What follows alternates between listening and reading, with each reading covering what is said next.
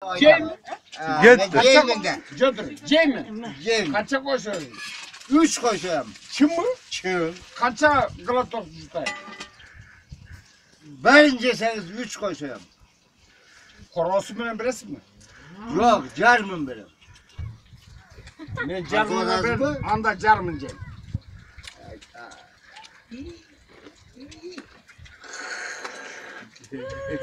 Hadi. Hadi.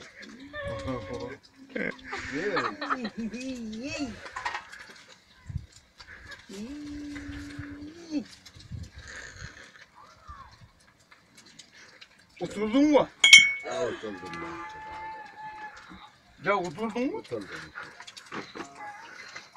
Hadi. Buna dükkan olan memesi bu arada. Dekarmaz taylak batırdın nuru var mı? Bildim. Taylak batırdın. Daha şey mi? Çok oldu. Ha oldu mu? Sıtavaya kaldın mı? Çok ha. Bir şey verin ben. Denizde bir sayı koşma kudretince. Takılı. Kuyruk çok dese bile. Yemiş şaşırmayacaksın kalkan. Bay.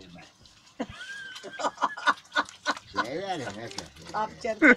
Gay bergendi görevden. Ete karışkır da Bak barım. Kaygara kayıt. Bundan da kim uyruk ziyaret yapar. O. Görgaz var girdi. Ana uyur. Abi niye tekrar oldu bu? Cimri oldu. Ya, Bunun cak şayda varsın. Toyçu. Ya dalcayım mı? Şey ver. Kuşlar öyle mi? Olursan Dalcaya gerçekten. otan mı? Ben...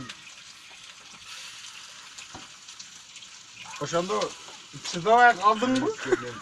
Daha da çıkmayın. Ya sen Ben şimdi- cezayı ben. Beş değilim. Ben cezayım. Sen bir koşuyorsun fırçatmış. Ben kere diyorum. Bunanda kırgızın emez, kazanın da emez. Dünya yüzü var içe. Seyitmekte eşim yok. Gel.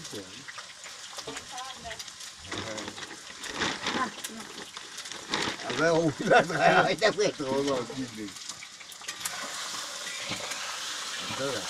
Bak oldu.